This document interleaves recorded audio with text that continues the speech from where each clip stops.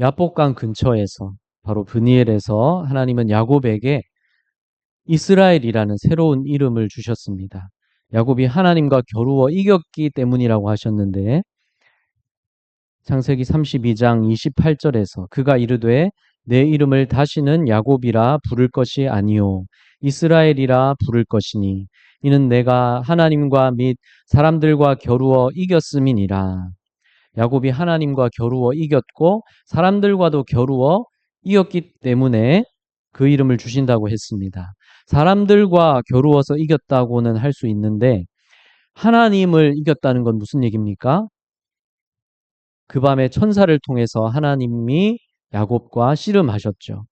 밤새 씨름해도 야곱을 이기지 못함을 보고 야곱의 허벅지 관절을 치셨습니다. 그래서 어긋나게 하셨습니다. 그래도 야곱은 천사를 붙들고 놓지 않았는데요. 바로 천사인 것을 알아차렸기 때문에 나를 축복하기 전에는 놓지 않겠다면서 끝까지 붙들었죠. 그때 천사가 야곱에게 이스라엘이라는 새 이름을 주었습니다. 하나님과 겨루어 이겼다는 의미로 새 이름을 주시려고 하나님께서 져주기 위한 씨름을 하신 거죠. 이렇게 져주시면서 은혜를 베푸시겠다는 의미입니다.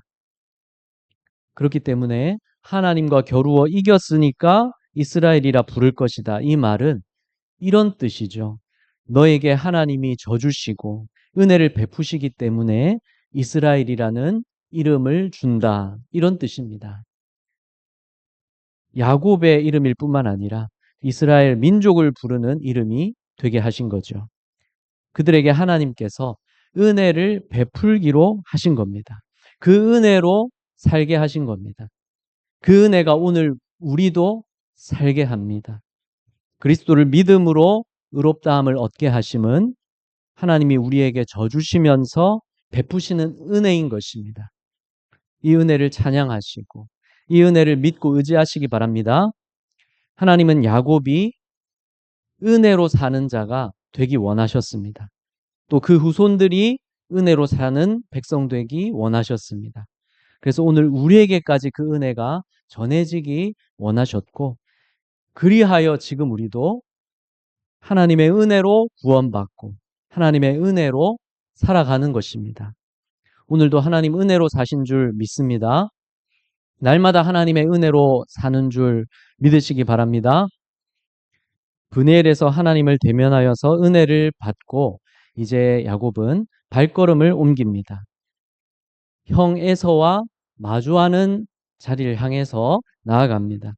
때마침 해가 돋아서 야곱을 비추어 주었죠. 돋는 해처럼 하나님이 야곱에게 은혜를 비추고 계셨습니다. 그리고 이 시간에도 하나님은 우리에게 은혜를 비춰주고 계십니다. 천사와 씨름 끝에 야곱은 다리를 절게 됐는데요. 이것은 야곱이 자신을 의지하지 말고 하나님의 은혜를 의지하여 살라고 주신 흔적이죠. 몸에 새겨주신 흔적입니다. 하나님의 은혜를 받으면서 우리가 겪는 일은 무엇이든지 그것은 우리에게 불행도 아니고 손해도 아닙니다. 하나님이 나를 만나 주시고 은혜 베풀어 주신 흔적인 것입니다. 이런 흔적으로 야곱은 다리를 절었지만 다리를 절면서 오히려 이제야 담대하게 형과 만나러 나아가는 것입니다. 발걸음을 옮기는 것입니다.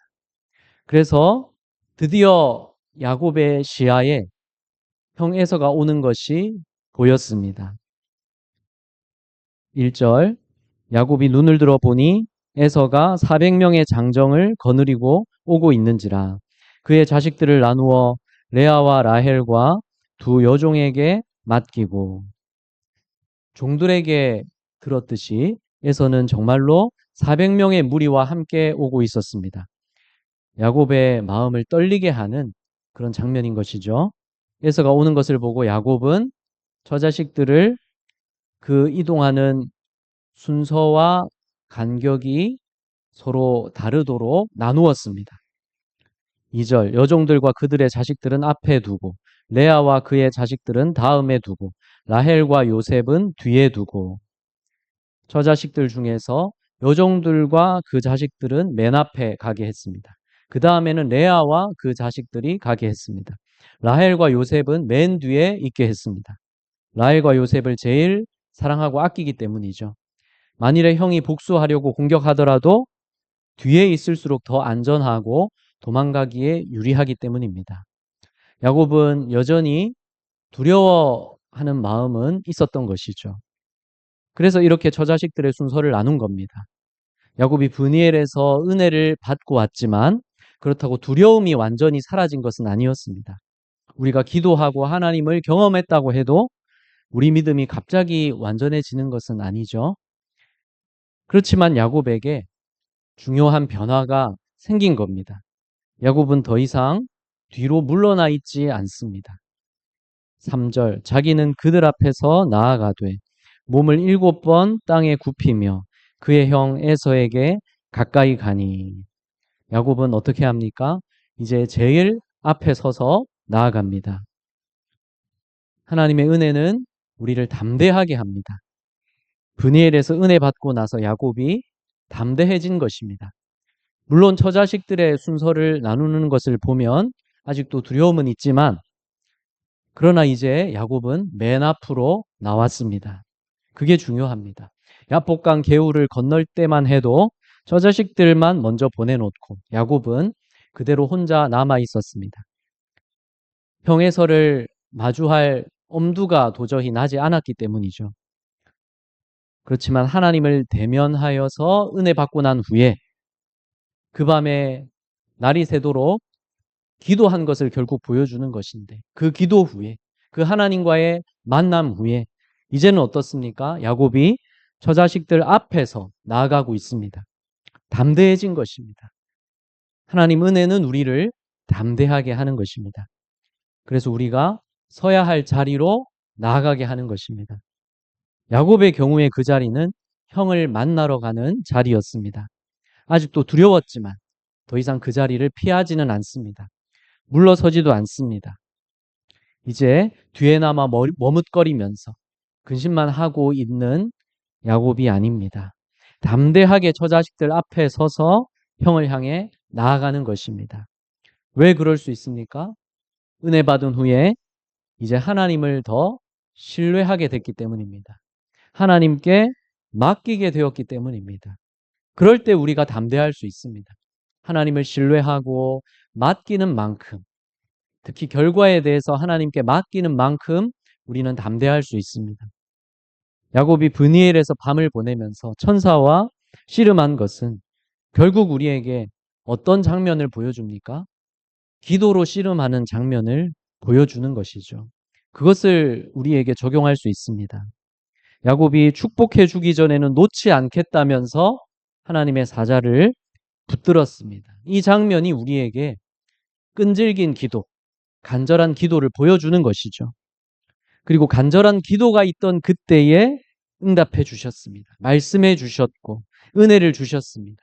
그래서 담대해졌습니다. 우리가 무엇에 담대해야 되겠습니까? 우리가 마주하지 못하고 머뭇거리고 있는 그 일이 무엇입니까? 근심만 하고 있는 그 일이 무엇입니까? 누구와의 관계에서 그렇습니까? 야곱은 형과의 관계에서 그랬는데 우리는 누구와의 관계 속에서 머뭇거리고 근심하고 있습니까? 그런 우리가 어떤 용기를 내야 됩니까? 우선 용감하게 기도해야 됩니다. 기도하기 위해서도 용기가 필요합니다. 왜 필요합니까? 기도가 어려워도 기도해야 되기 때문에 그렇습니다. 힘들 때 오히려 기도가 하기 어려울 때가 있습니다. 가장 기도해야 될 때인 걸 알면서도 오히려 그때 기도가 되지 않을 때가 있습니다. 그때도 용감하게 기도해야 됩니다. 기도를 용감하게 쌓아가야 됩니다. 용감하게 일단 기도해야 됩니다. 하나님은 우리가 기도를 잘해야만 들으시는 것이 아닙니다. 우리가 기도가 잘 될 때만 하나님이 들으시는 게 아닙니다. 우리의 어떤 기도이든 하나님은 언제나 듣고 계십니다. 항상 듣고 계십니다. 그래서 어떤 때이든지 어떤 기도이든지 기도를 잘할 때이든지 못할 때이든지 일단 기도하시기 바랍니다. 용감하게 기도하시기 바랍니다. 우리가 기도하는 자리에 있기만 해도 이미 절반은 성공입니다. 이미 절반은 은혜 받은 것입니다. 용감하게 기도하시기 바랍니다. 기도하는 사람에게 담대함이 생깁니다. 관계 속에서 참 필요한 담대함이 있는데 내가 틀렸다는 걸 인정하는 담대함입니다. 내가 틀렸다는 걸 인정하지 않으려고 상대방을 더 비난할 때가 있습니다. 내가 틀렸을 때 틀렸다고 인정하시기 바랍니다. 그게 담대함입니다. 담대해야만 인정할 수 있습니다. 내가 틀렸다고 솔직하게 말할 수 있습니다. 내가 잘못한 것을 내가 잘못한 게 맞다고 인정하시기 바랍니다. 애써 포장하고 감추려고 하지 마시기 바랍니다. 잘못한 게 맞다고 인정할 때 그게 담대함입니다. 우리가 주님을 믿을수록 은혜를 받을수록 더욱더 이런 담대함이 필요합니다. 기도했다고 해서 은혜 받았다고 해서 우리 자신이 완벽한 것은 아닙니다. 또 그래야 되는 것도 아닙니다. 하나님도 우리에게 지금 당장 완벽함을 기대하고 계신 것이 아닙니다. 우리가 더욱 기도와 말씀 가운데 하나님을 경험하고 하나님을 신뢰함이 커져서 담대해져야 되겠습니다. 그런데 그때에 내가 틀린 것을 틀렸다고 인정하고 내가 잘못한 것을 내 잘못이 맞다고 인정하는 담대함이 있어야 되겠습니다. 내가 약한 부분을 약하다고 담대하게 인정할 수 있어야 되겠습니다. 그렇게 담대하시기를 바랍니다. 우리가 은혜 받을수록 담대해질수록 겸손해야 하는 것입니다. 그래야 참으로 은혜 받은 자입니다.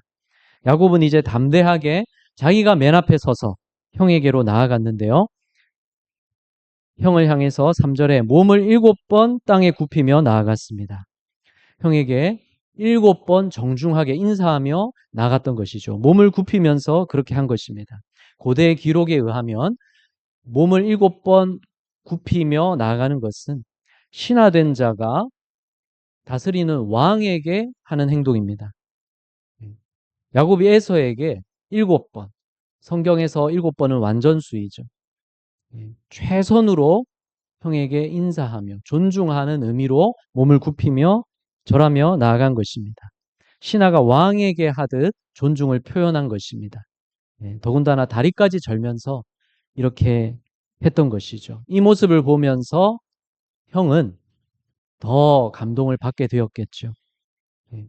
야곱이 이렇게 형 앞에서 몸을 굽힌 것이 지나친 일이 아닙니다.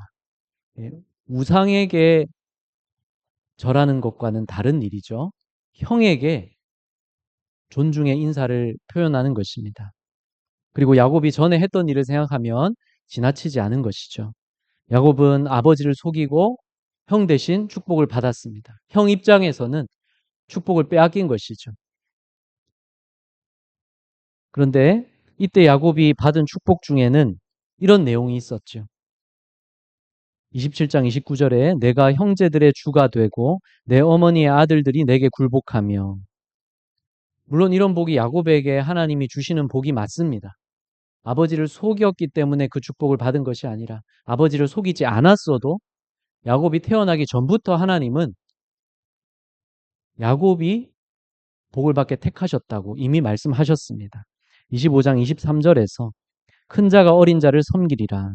야곱이 리브가 뱃속에 있을 때 이미 리브가에게 이렇게 하나님이 말씀해 주셨습니다. 하나님이 야곱에게 이런 복을 주신 것이 맞지만 그렇다고 야곱이 형에게 무례해도 되는 것은 아닙니다. 아버지를 속이고 축복받은 것을 원래 하나님이 나에게 주실 복이었다고 그렇게 말해서는 안 되는 것이죠. 형을 다시 만나는 이때에 야곱은 자기가 받은 축복과 반대로 형을 왕처럼 존중하면서 몸을 굽혔습니다. 그래서 동생에게 복을 빼앗겼다고 분노했던 형의 그 마음을 풀어주는 행동을 하는 것이죠.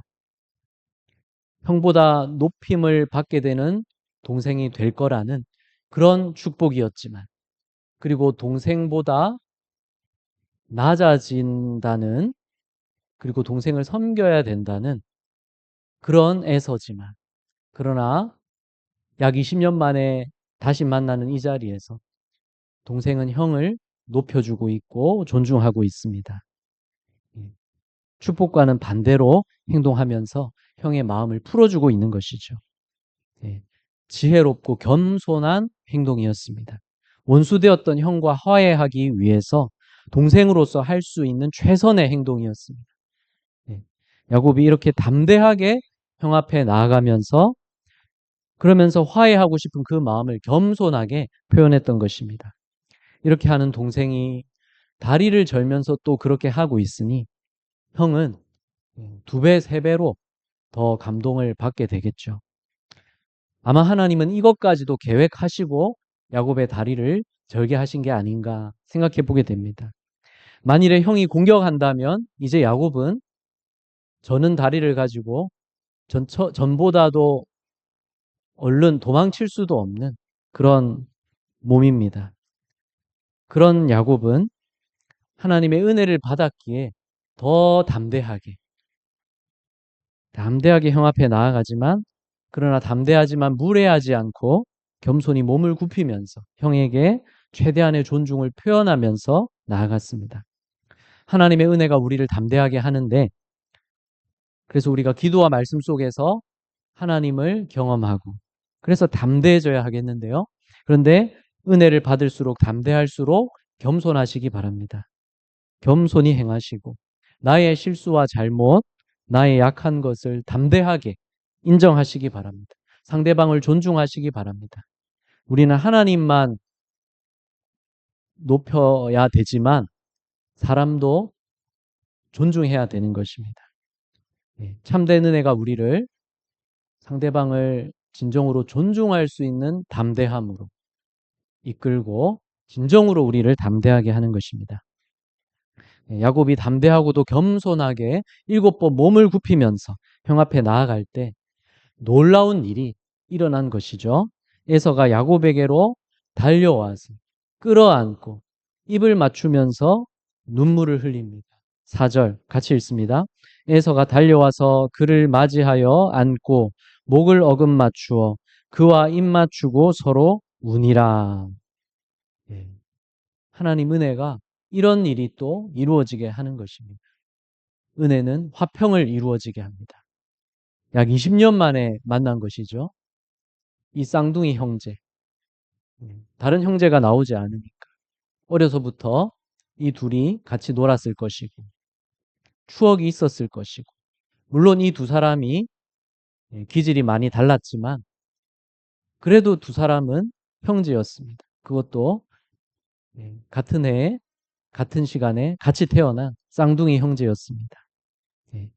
피는 물보다 진하다고 하는데, 이날 20년 만에 이 형제의 상봉이 눈물 없이는 이루어질 수 없었습니다.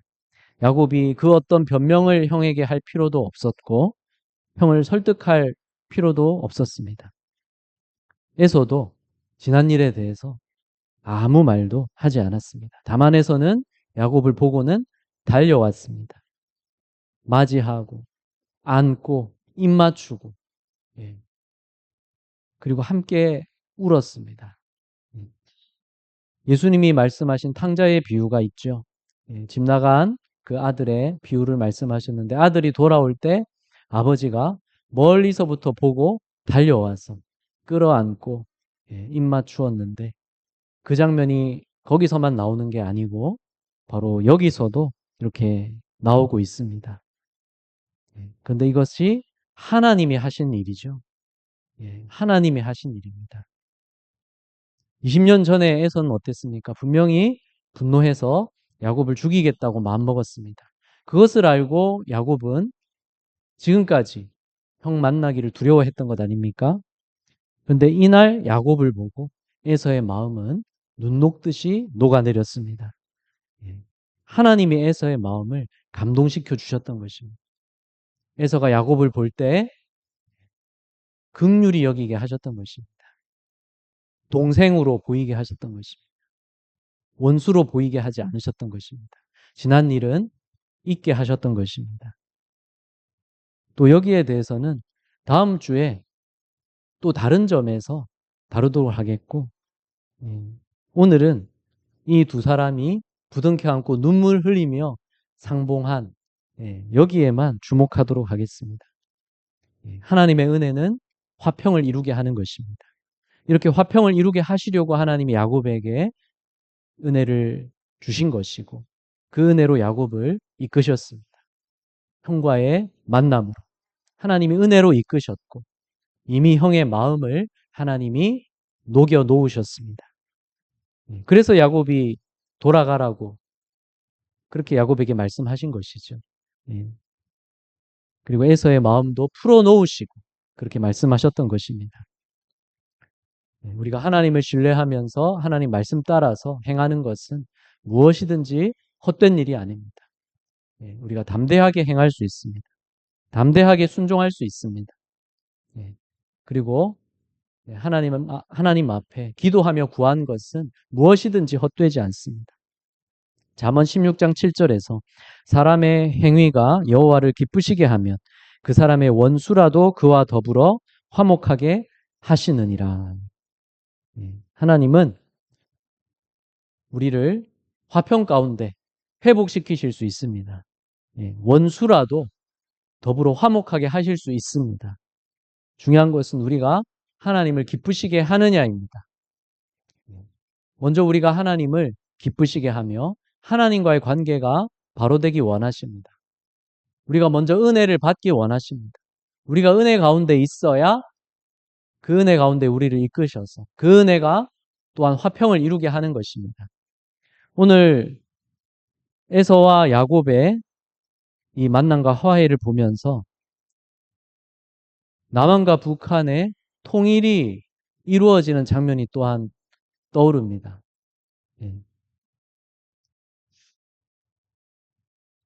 그 웹툰 만화를 쓰는 작가가 알츠하이머 판정을 받은 노모를 두고 있는데 그 어머니가 알츠하이머지만 그래서 그 가까운 기억부터 계속 지워지는 것이죠. 그래서 참 암담하고 또 힘들고 그런 상황 속에서도 이 어머니도 그렇고 아버지도 그렇고 아버지는 또 파킨슨병 진단을 받았는데 근데 이 두 부부가 굉장히 농담을 잘하고 장난을 잘 칩니다. 이 딸이 이 알츠하이머 걸려 있는 이 어머니께 전화를 걸었습니다. 안부를 물으려고. 가슴 아프다고 하시던 건 좀 어떠세요? 가슴 요새 안 아프세요? 물으니까 어머니가 대답하기를 한반도가 이렇게 분단되어 있는데 누구나 가슴 아픈 마음은 다 있지 않겠니? 이렇게 대답을 했다는 겁니다.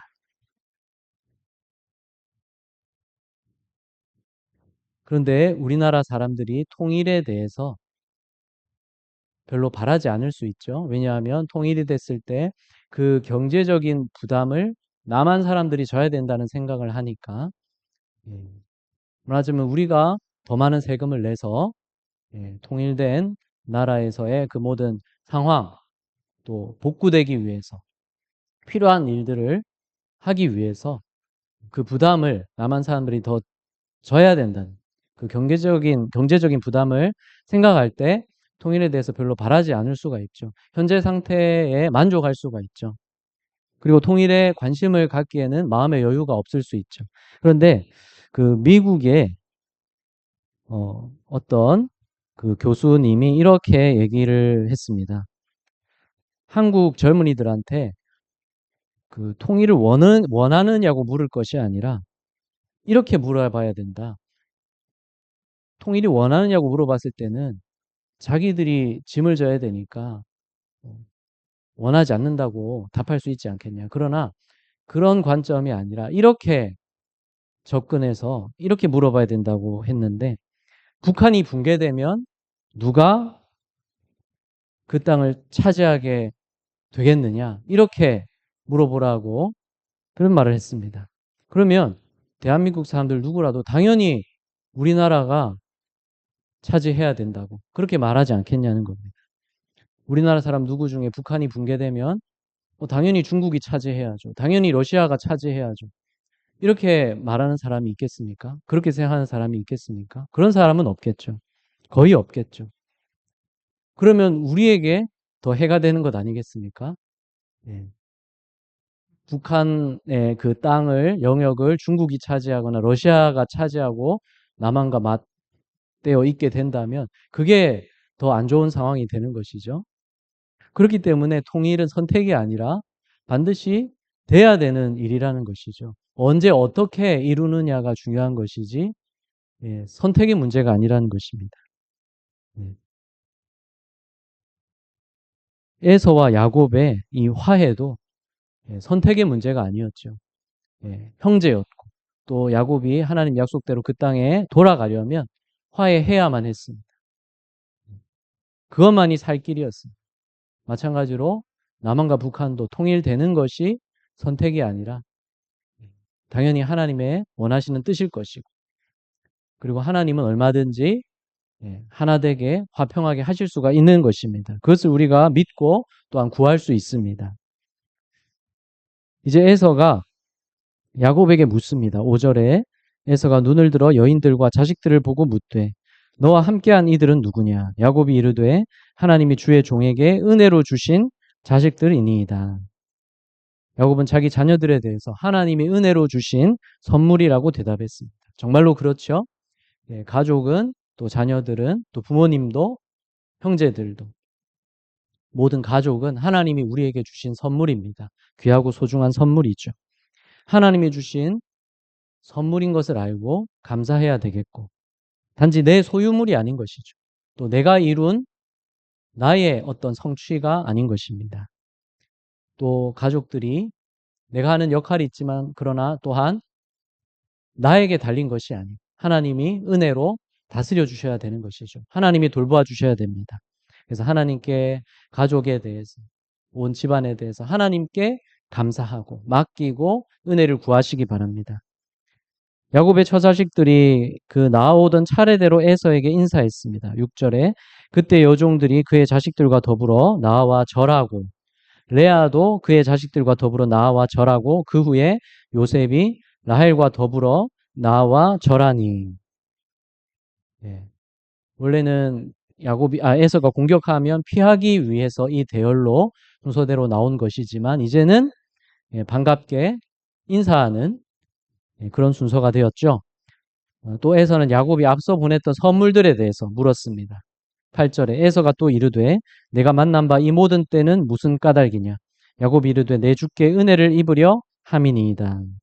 예, 형의 마음을 풀기 위해서, 예, 형과 화해하고 싶어서, 형의 용서를 받고 싶어서 은혜를 구하는 마음을 전한 것이라고, 그렇게, 예, 있는 그대로 대답한 것이죠. 그러자 에서가 말했습니다. 9절에 내 동생아 내게 있는 것이 족하니 내 소유는 내게 두라. 예. 받지 않겠다고 사양하는 에서에게 야곱이 말했습니다. 10절에 그렇지 아니하니이다. 내가 형님의 눈앞에서 은혜를 입었사오면 청하건대 내 손에서 이 예물을 받으소서. 내가 형님의 얼굴을 배온즉 하나님의 얼굴을 본 것 같사오며 형님도 나를 기뻐하심이니이다. 예. 야곱은 에서를 보면서 에서가 자기를 맞이하여 주고 또 끌어안고 눈물 흘리는 그것만을 본 것이 아니라 그 너머에서 하나님이 에서의 마음을 움직이셔서, 예, 자기를 맞이하게 하시는, 화해하게 하시는 그 하나님의 얼굴을 야곱은 또한 보고 있는 것입니다. 그래서 내가 형님의 얼굴을 배운즉 하나님의 얼굴을 본 것 같사오며,